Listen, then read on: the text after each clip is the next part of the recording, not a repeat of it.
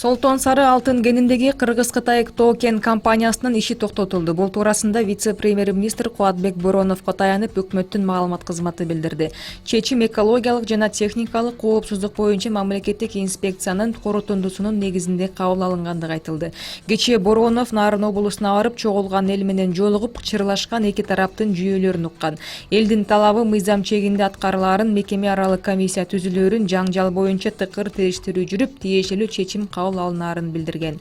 Кытай компаниясы Бишкектен 355 аралыкта деңиз деңгээлинен 3600 метр бийиктикте жайгашкан. Солтон Сары кенинде 2009 жылдан бери иштейт. Кен Бучук жана Алтын Төр деген эки участоктон турат. Токтогул районунун Комсомол айылында каналдын жээгинде 2 гектар аянттагы куураган чөп күйүп кетти. Бул туурасында өзгөчө кырдаалдар министрлиги билдирди. Маалыматка караганда Сузак районунун Кашкатерек айылындагы 8 гектар жердеги куураган чөп да күйгөн. Учурда аталган кырсыктардын себептери такталууда. Тышкы иштер министрлиги Беларустун Кыргыз мамлекетиндеги элчилигине нота тапшырды. Бул туурасында бүгүн Тышкы иштер министрлигинин маалымат кызматы билдирди. Тышкы иштер министрлиги Кыргыз өлкөсүндө соттолгон адам менен Беларусь президенти расмий түрдө жолуккандыгына наразычылык билдирип нота тапшырды. Беларусь президенти Александр Лукашенко Курманбек Бакиев менен жолугуп, бир нече күн мурда белгилеген 70 жылдык мааракеси менен куттуктаган. Жыл башынан тарта 31-июлга чейин 88.322 балага сүйүнчү берилген. Бул тууралуу Эмгек жана социалдык өнүктүрүү министрлиги билдирди. Министрликтин маалыматына ылайык, сүйүнчүгө жалпы 353.288 сом берилген.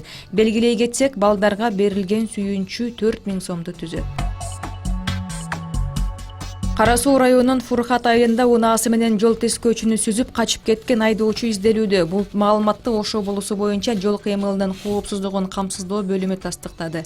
5 август күнү кечки саат 10:30 чамасында Ош Сары Таш Эркечтам унаа жолунун 3-чакырымында мамлекеттик номуру белгисиз Honda Fit үлгүсүндөгү жеңил унаанын айдоочусу жол эрежесин бузгандыктан ошол жерде кызмат өтөп жаткан жол тескөөчү унааны токтотууга буйрук берген. Бирок айдоочу жол тескөөчүгө баш ийбей, аны сүзүп, унаасын токтотпой, Алай районун көздөй качып кеткен. Анын кесепетинен жол тескөөчү денесинен жаракат алып, Ош облустук ооруканасына жеткирилген. Учурда анын абалы туруктуу. Аталган факты боюнча Кара Суу райондук ички иштер башкармалыгынын тергөө кызматы тарабынан тийиштүү экспертиза дайындалып, сотко чейинки өндүрүш иштери башталган.